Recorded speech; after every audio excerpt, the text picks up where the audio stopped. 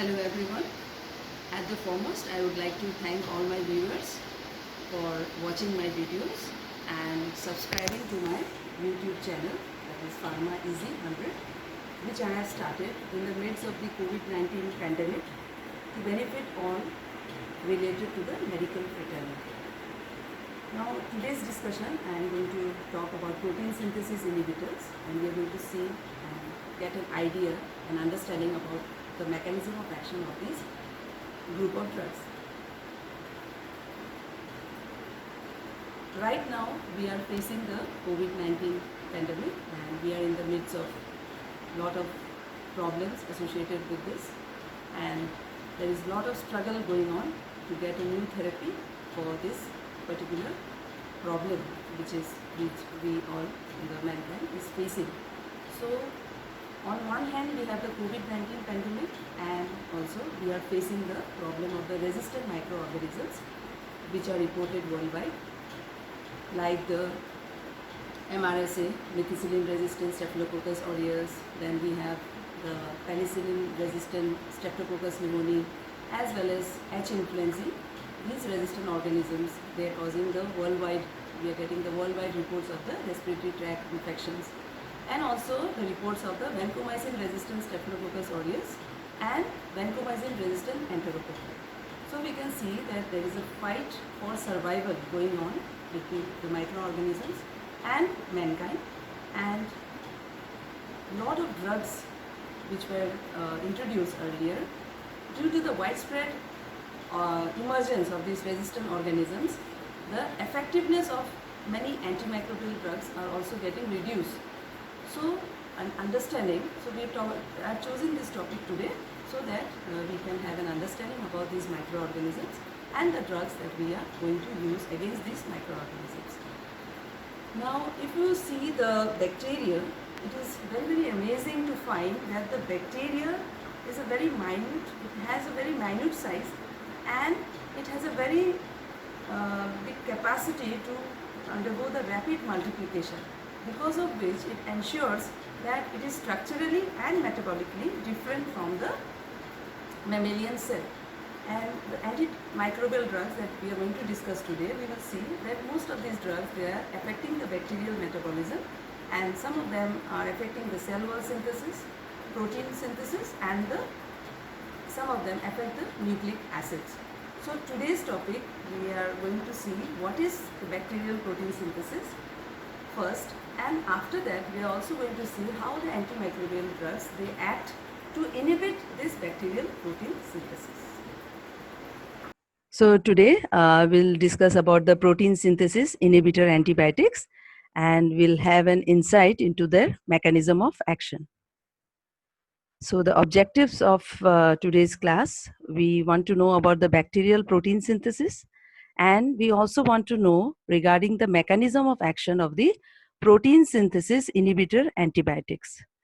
Now, most of the therapeutically useful drugs, we are going to discuss their mechanism of action, and we can see here that these are the antimicrobial agents like tetracycline, chloramphenicol, glycylcycline, macrolides, lincosamides, streptogramins, spectinomycin, linezolide, and aminoglycosides. So these are the different therapeutically useful drugs, and most of these drugs are bacteriostatic, whereas aminoglycoside is bactericidal. And number of these drugs are used in a treating variety of the bacterial infections.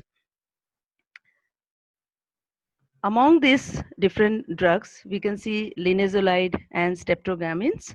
These drugs, they are also used to treat certain resistant organisms like the MRSA, methicillin resistant Staphylococcus aureus, then penicillin resistant Streptococcus pneumoniae, vancomycin resistant Staphylococcus aureus, and also the vancomycin resistant enterococci. And most of these drugs being bacteriostatic, if you see quinupristin, dalfopristin, this is a combination of two antibiotics, and we have the streptogramins, and they are basically these two antibiotics, they are bacteriostatic, but on combination we can get the bactericidal action with these drugs.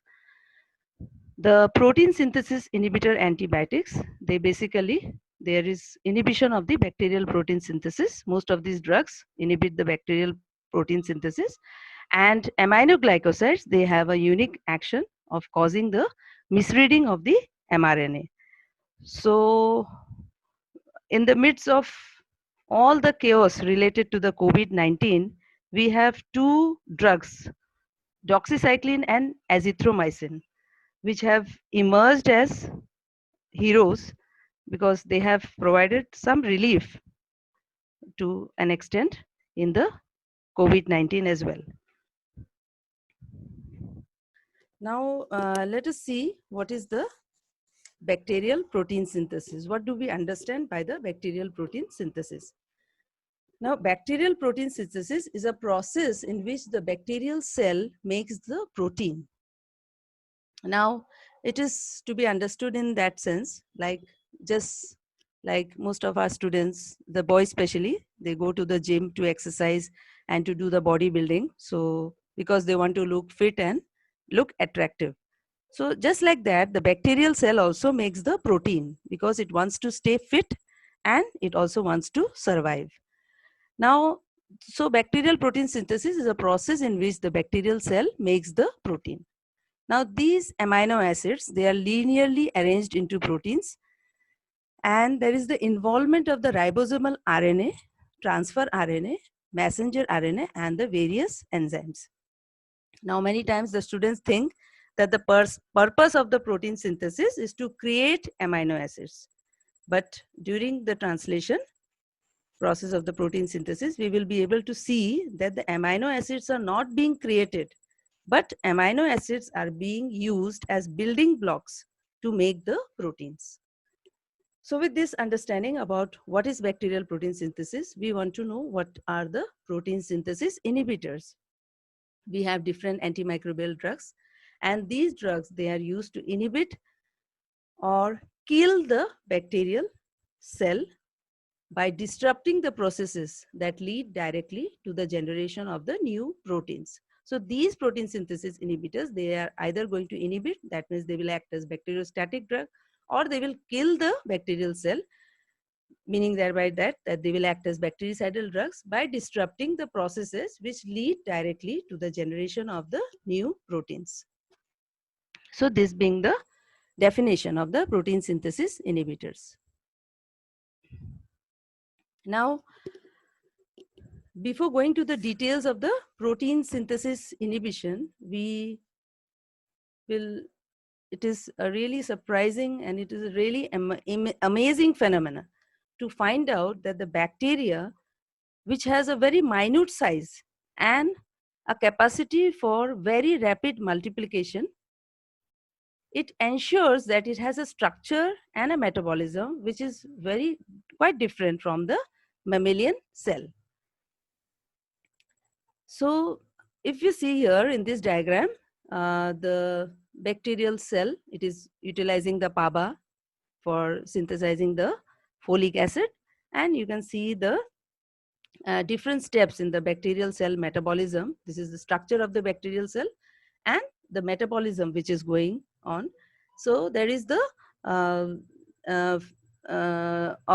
folinic acid, and there is formation of the thymidylate, and the DNA, DNA has a active role. So there are the cell wall synthesis going on. There is also the protein synthesis taking place, and in the DNA, the transcription of the DNA takes place.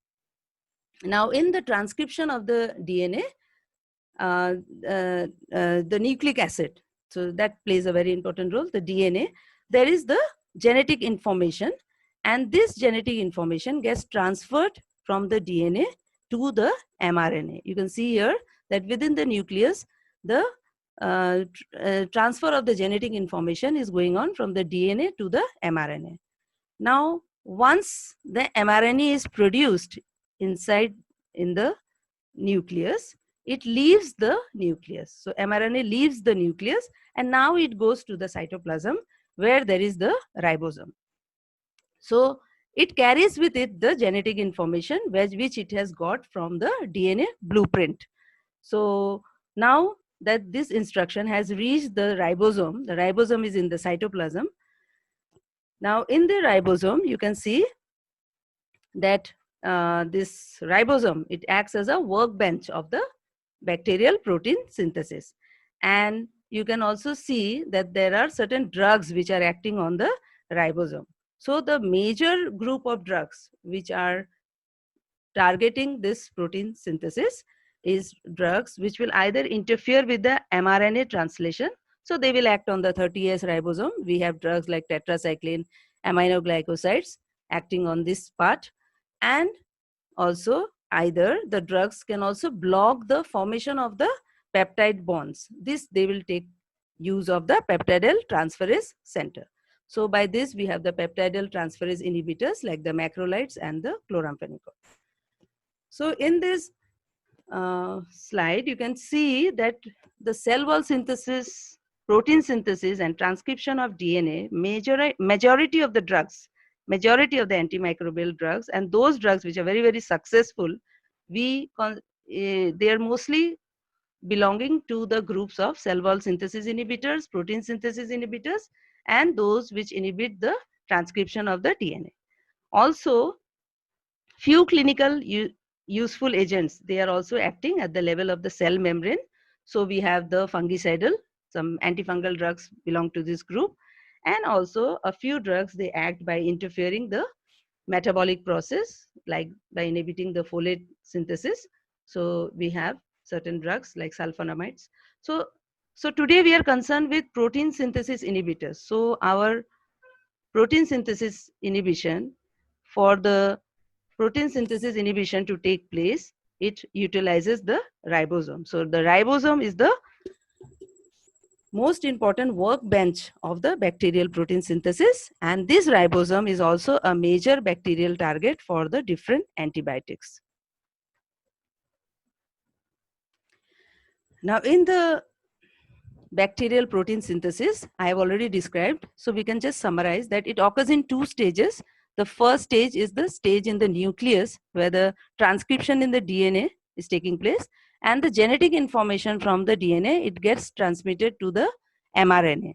So once it reaches the mRNA, the process of the translation starts, and the mRNA, which is carrying all the genetic information from the DNA, it now travels to the ribosome in the cytoplasm.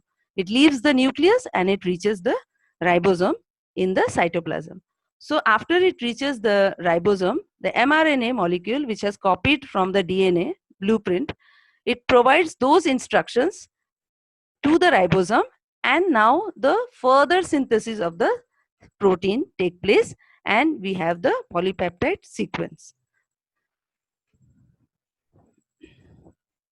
Now, this amazing process, this is a very amazing process because the genetic information from the DNA is being translated into the large and unique protein molecules, and this system of the genetic information being conveyed from the DNA to the occurrence of the proteins molecules, this is a universal phenomena, and this occurs in the prokaryotic cell, that it occurs in the bacterial cell, as well as it also occurs in the eukaryotic cells, that is in the mammalian cells.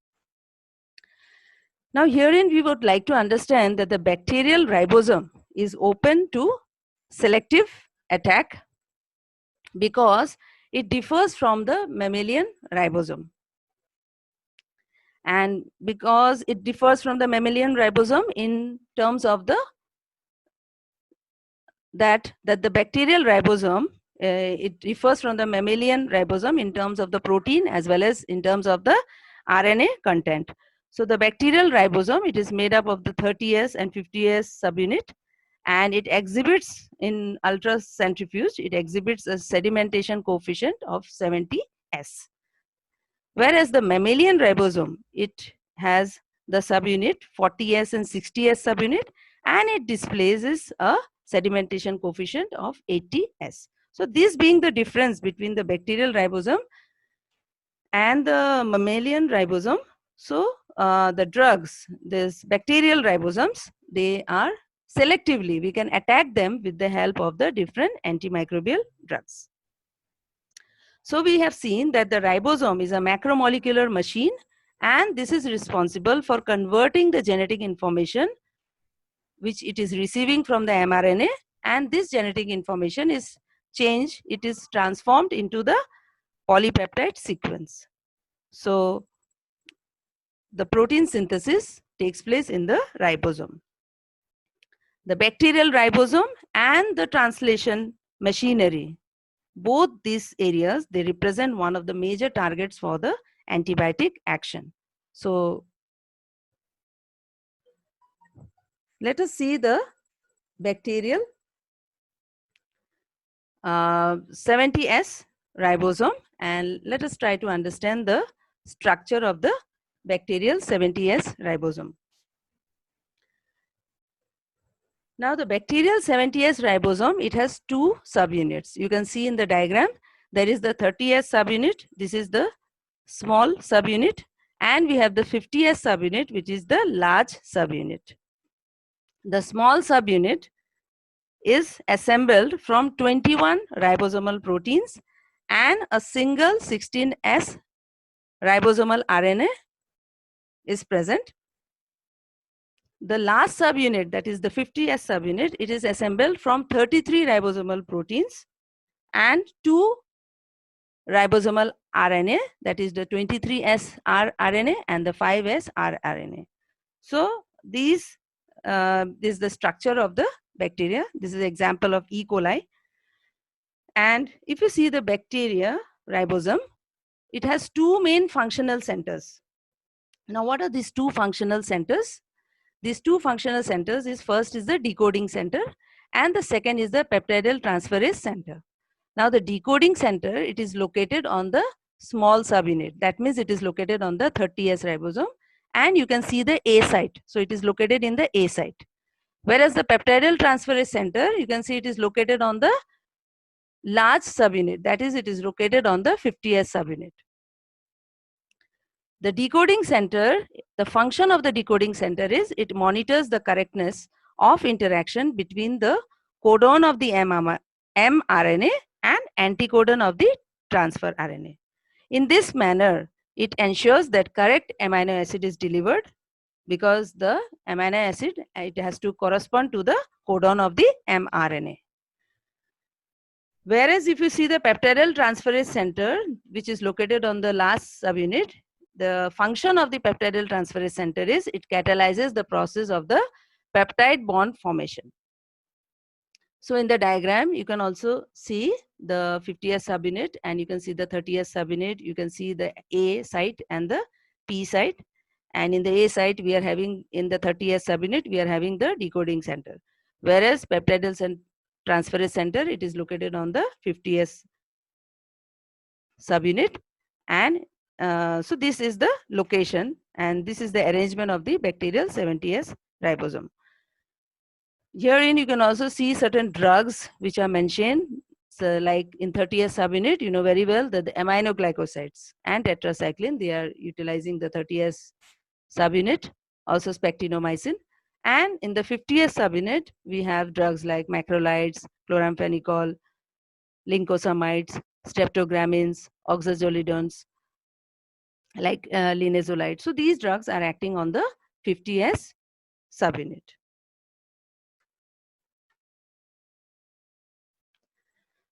Now let us try to understand what are the elements involved in the bacterial protein synthesis.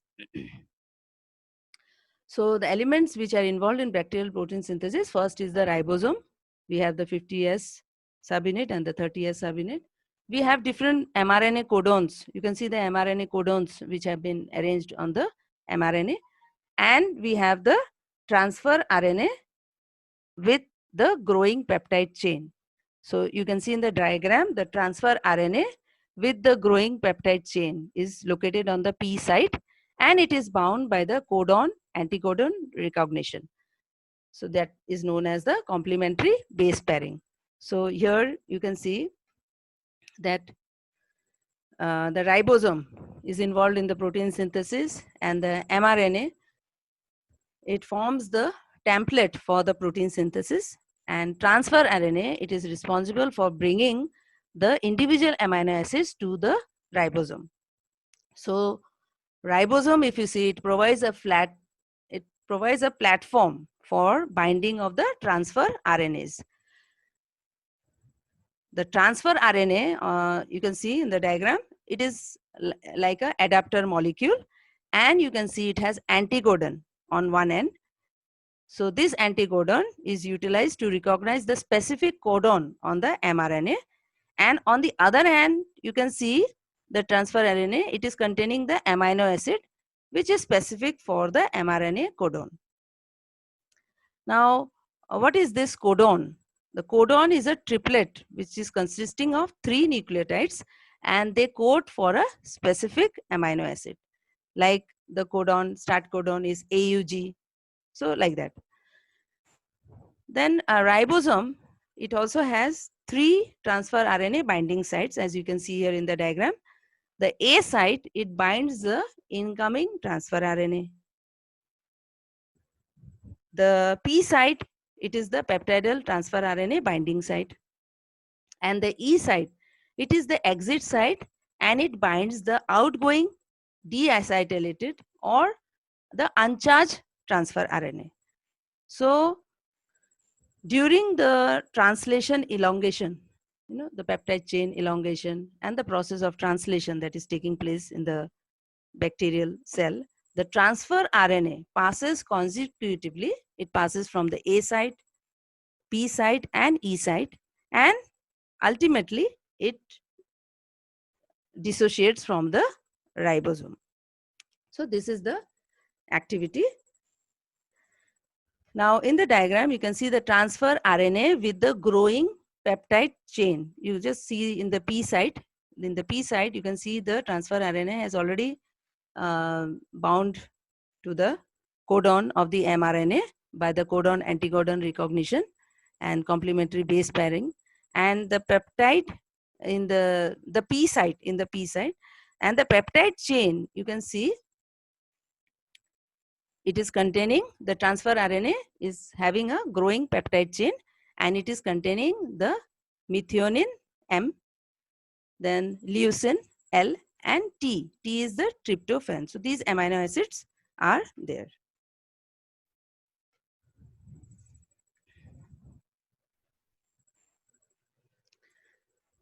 Now let us see the bacterial protein synthesis which is taking place.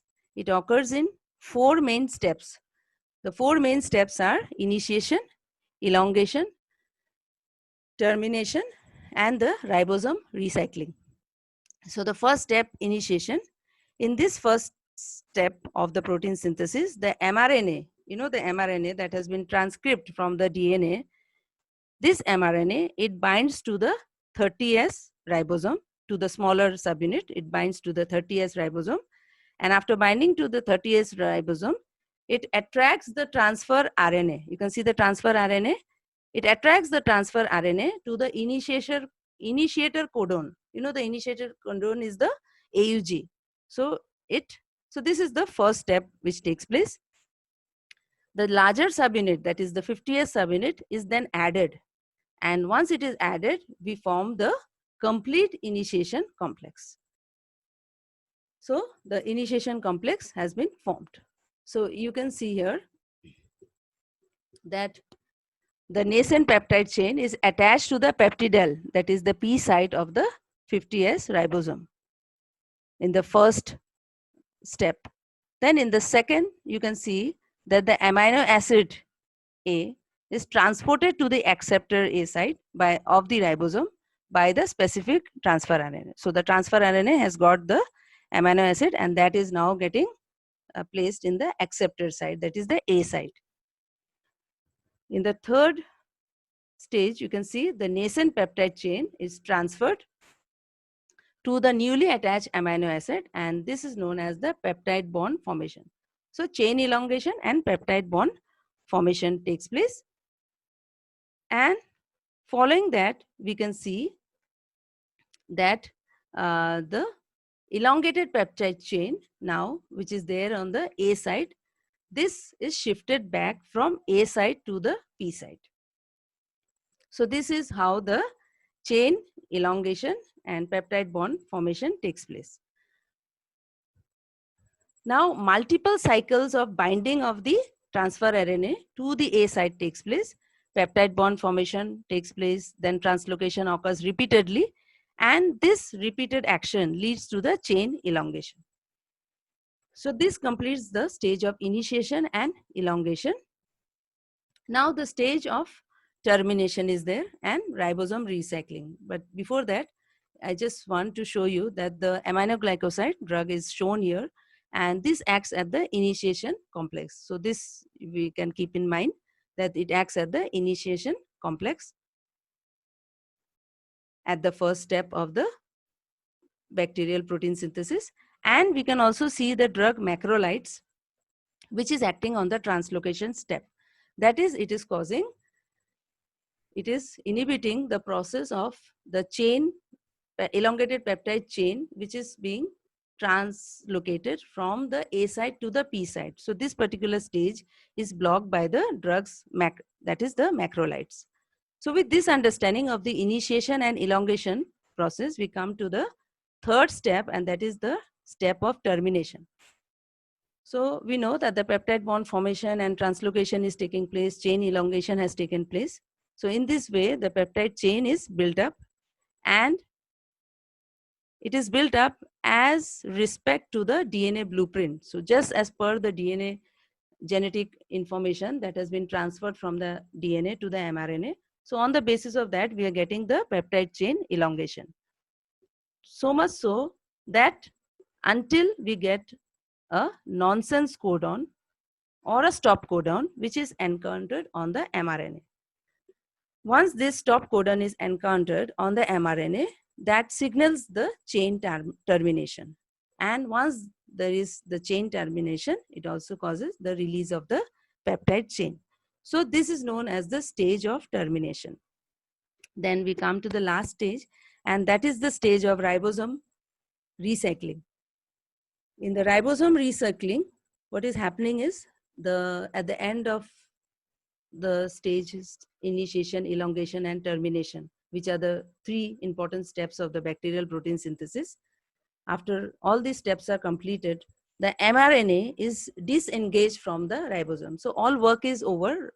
So mRNA will disengage itself from the ribosome, and this ribosome will dissociate into its two subunits. And those two subunits are the 50S subunit and the 30S subunit. So this dissociation of the ribosome into its two subunits, it makes it ready to form the next new initiation complex. So within the bacterial cell, we can see that many ribosomes are engaged in the protein synthesis during the active growth of the bacteria. And a single strand of the mRNA, it can interact with many ribosomes along its length, and it can lead to formation of the polysome. So these are the different steps of the bacterial protein synthesis. That is the step of initiation, elongation, peptide chain elongation and translocation, followed by termination, and then the ribosome recycling. So these are the different clinically useful agents, and their mechanism of action is discussed in this table.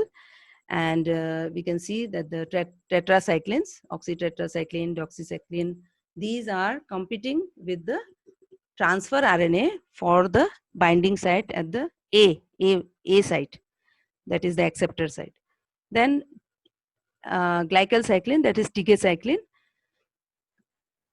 that is also have a mechanism of action similar to tetracycline, that it also competes with the transfer RNA for the binding site, that is the A site. Then chloramphenicol. Chloramphenicol, it inhibits the peptidyl transferase, that is, it inhibits the transpeptidation and the transfer of the peptide chain from the P site to the A site. Then macrolides, macrolides, lincosamides, macrolides like erythromycin, azithromycin, lincosamides like clindamycin, for that matter, streptogramins, quinupristin, dalfopristin, these all drugs, they act on the translocation step. We have seen in the previous diagram, the macrolides are acting on the translocation step. So these all drugs, they also inhibit the translocation of the peptide chain from A side to the P side. Then there's pectinomycin. This also inhibits the translocation step, just like the macrolide, but it acts on the 30S. And for that matter, linezolide. Linezolide also has an action at the initial step of the initiation, that is the initiation complex. Just like aminoglycoside, it also inhibits the initiation complex. And there are some drugs, pleuromutilins, ritapamulin. So these drugs or drugs like fusidic acid, mupirocin. So there are some protein synthesis inhibitors which are having unspecified mechanism of action. So these are classed into different class, and they inhibit the peptide bond formation by inhibiting the site A site and the P site. Then we have drugs like the aminoglycosides, as we know that they have bactericidal action, and drugs like streptomycin, gentamicin, their mechanism of action is very unique. They cause the inhibition of the initiation complex. They also cause misreading of the mRNA and inhibition of the polysome formation.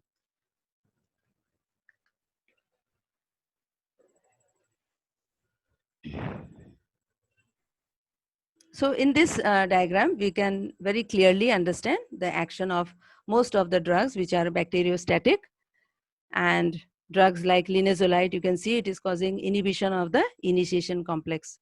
So you can see the mRNA template and the position 5 to 3, where the movement of the mRNA and the ribosome is taking place. And in this diagram, you can also see the stage of peptide chain elongation and the last stage, that is the translocation. So we have the initiation stage. Then after initiation, either linezolide is acting at the initiation phase. So it causes inhibition of the initiation complex. And if you see tetracycline, glycylcycline, they are competing with the transfer RNA, and for the binding site, that is the A site. So they compete with the transfer RNA, because transfer RNA is getting the amino acid, and that amino acid will come to the A site. So this particular action is blocked by tetracycline and glycylcycline. Then you can see chloramphenicol. Chloramphenicol is causing inhibition of the peptidyl transferase, and it is causing the transfer of this peptide chain, from the P side to the A side. This particular transfer from P side to the A side, this is being inhibited by the chloramphenicol. And you can see the translocation step. In translocation step, most of the drugs, they act, that is macrolides like erythromycin, lincosamides, then like clindamycin, then streptogramins like quinaprisin, dalfopristin, and spectinomycin. So all these drugs, they are acting on the most of the drugs like macrolide, clindamycin, and streptogramins. They're acting on the 50S, and they're blocking the translocation step, that is the peptide chain. It has to get transferred from the A side to the P side. So this particular thing is blocked by the macrolides. Spectinomycin also blocks the same way, but it acts on the 30S ribosome. So we have seen that the antibiotics, they are inhibiting the protein synthesis. We have understood what is bacterial protein synthesis. We have understood the different steps of the bacterial protein synthesis. And we have seen that different antimicrobial agents, they are inhibiting the bacterial protein synthesis. So basically, they are preventing the new amino acid from being attached to the growing chain. So this is the most important mechanism, that they prevent the new amino acid from being attached to the growing chain.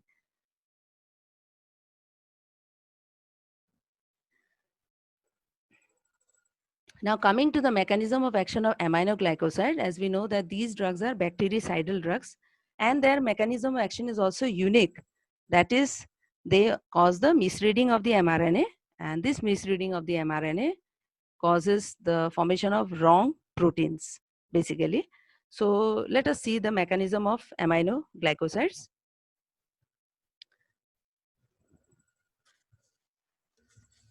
So here we can see in the diagram, the aminoglycosides, they penetrate the cell membrane through the aqueous pores. So antimicrobial agent, they must be able to penetrate, so that only after penetration they can reach to the site of action. So this penetration is possible by certain transport mechanism, like some drugs, they get transported by passive or facilitated diffusion, or sometimes the active transport processes, they are also taken, they are utilized by the antimicrobial agents, and then they can penetrate into the site of action. So we have here aminoglycosides, and aminoglycosides, they penetrate the cell membrane through the aqueous pores. They reach the periplasmic space, and then they bind to the 30S ribosome. This we know very well, that they bind to the 30S ribosome and they block the initiation of the protein synthesis. Also, they cause misreading of the mRNA, and by causing misreading of the mRNA, they can terminate the protein synthesis, as well as it can also cause addition of the incorrect amino acids. So when incorrect amino acids are added, they will result in synthesis of abnormal proteins. So all these three mechanisms, they will be used for inhibition of the protein synthesis. And that is why we get a bactericidal action with the aminoglycosides. So in the diagram, you can see the three mechanisms, they have been depicted very well. The aminoglycosides, they bind to the 30S ribosomes and block the initiation of the protein synthesis. The second is they cause the misreading of the mRNA and terminate the protein synthesis. And the third mechanism is they cause addition of incorrect amino acids, and this results in synthesis of abnormal proteins.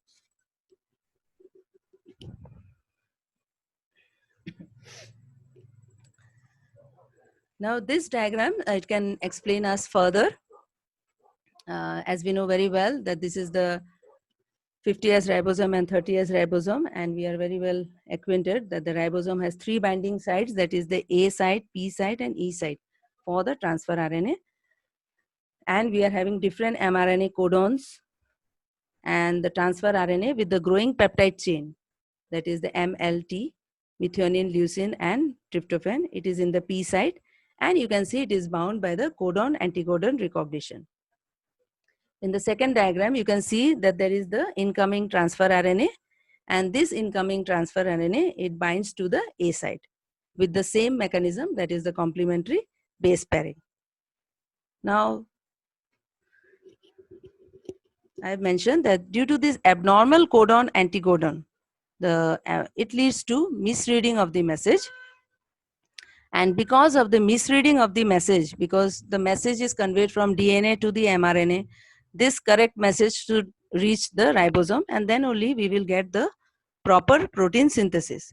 Now, if the abnormal codon anticodon takes place, this will lead to misreading of the message. So this particular thing we can very well understand from a popular example, like we know Aishwarya Rai, she is a famous personality, and Abhishek is a friend of Aishwarya, and Aishwarya is also a friend of Salman. Now, if Abhishek comes to know about this friendship, it can lead to a lot of misunderstanding, and this can lead to misreading of the message. So in the same way, we can understand this particular mechanism of abnormal codon anticodon function, that due to misreading of the mRNA, there is addition of the incorrect amino acids. And this addition of incorrect amino acids, this will result in synthesis of abnormal proteins, that is synthesis of the wrong proteins.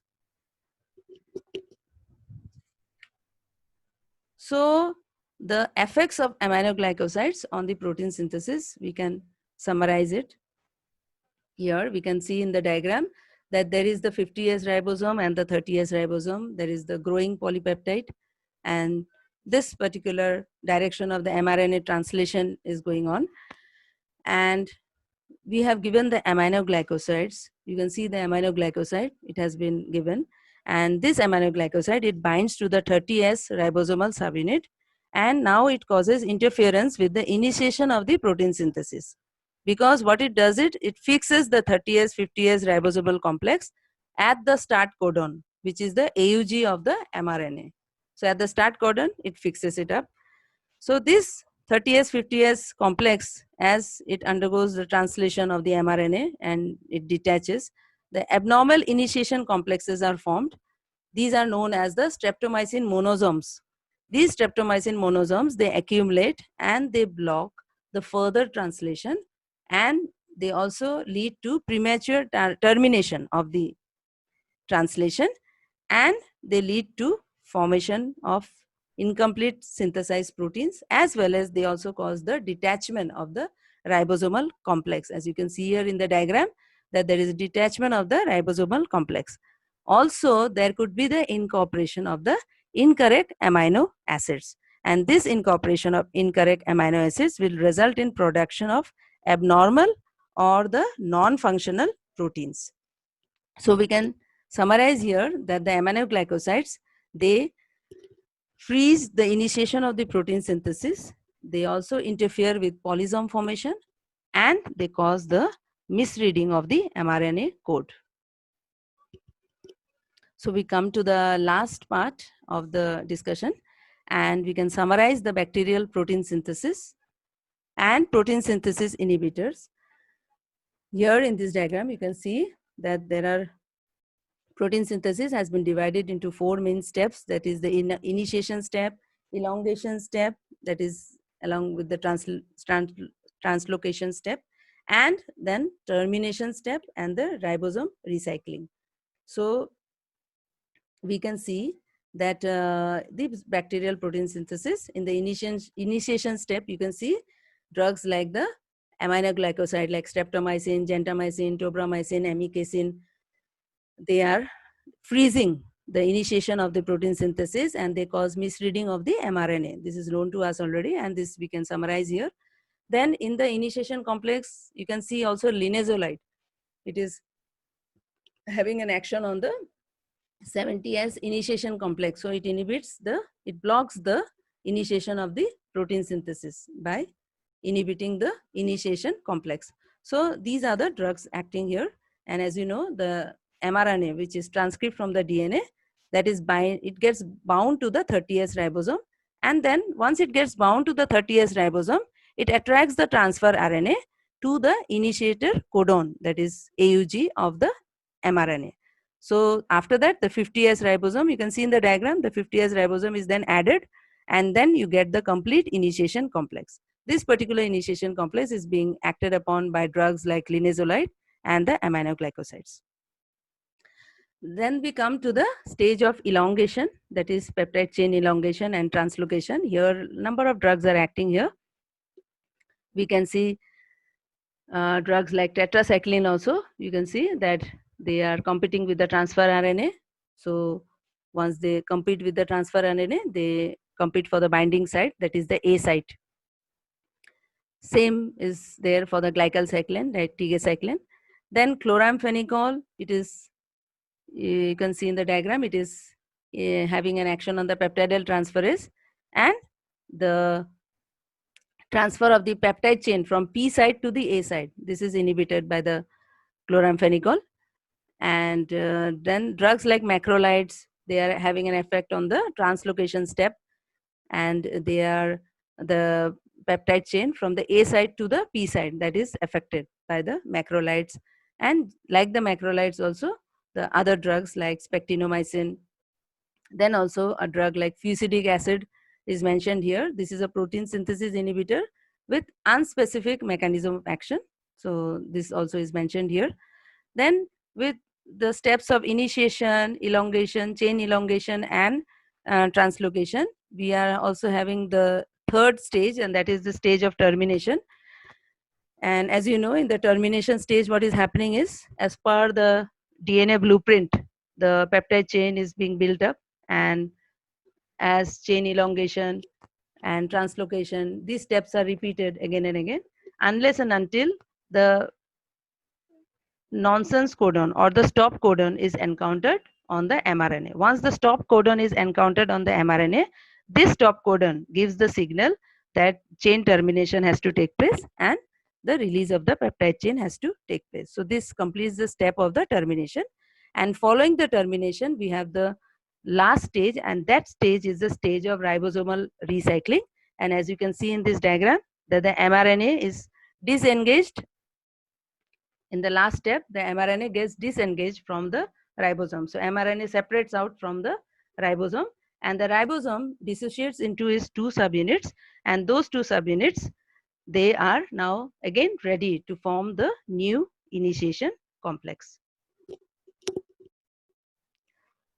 So with this, we can see that the bacterial protein synthesis, as well as the protein synthesis inhibitor drugs at different steps, and some of these translocation steps, you can see one fusidic acid is acting on the this particular elongation factor G. So these new areas are there.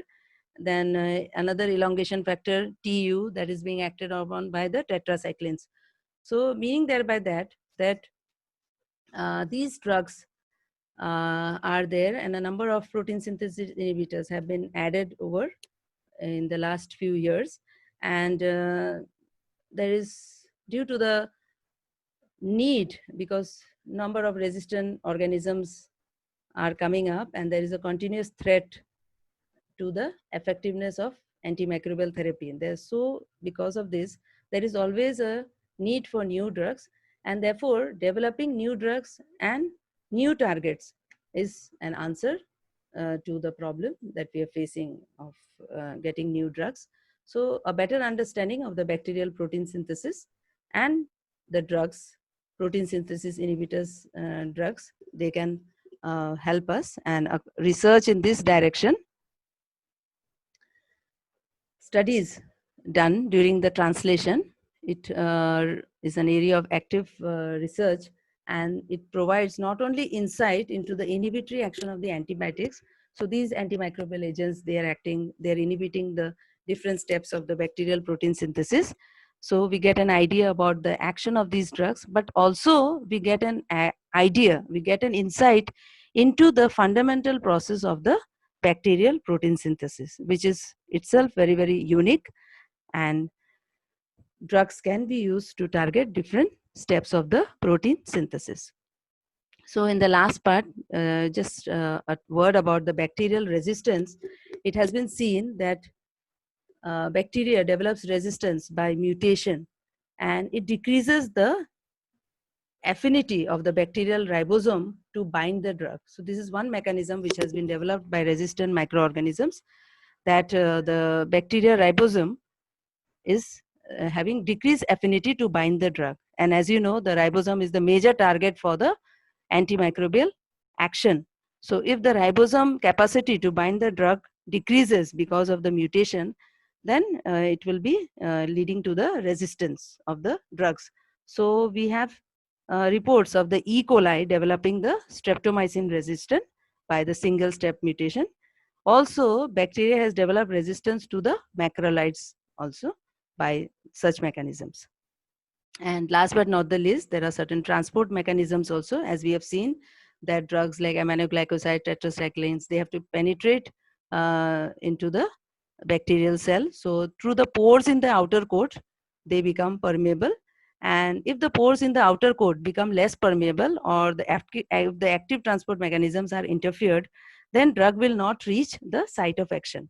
So it is seen that drugs like aminoglycosides, the efficiency of the drugs like aminoglycosides, they have been reduced by certain resistant organisms like Pseudomonas is interfering with the active transport mechanism.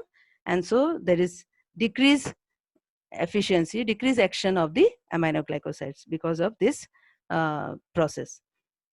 Also, there are some sensitive gram-positive bacteria, and these sensitive gram-positive bacteria, they have been found that they accumulate the erythromycin very nicely, very in a very good fashion. Intracellular accumulation of the erythromycin takes place by active transport mechanism, and because the intracellular accumulation of the erythromycin is there intracellularly, so the particular gram-positive bacteria is sensitive to the erythromycin. This is also same, because by the active transport mechanism, the drug is being having the passage through the inside of the cell. So with this, we'll stop here.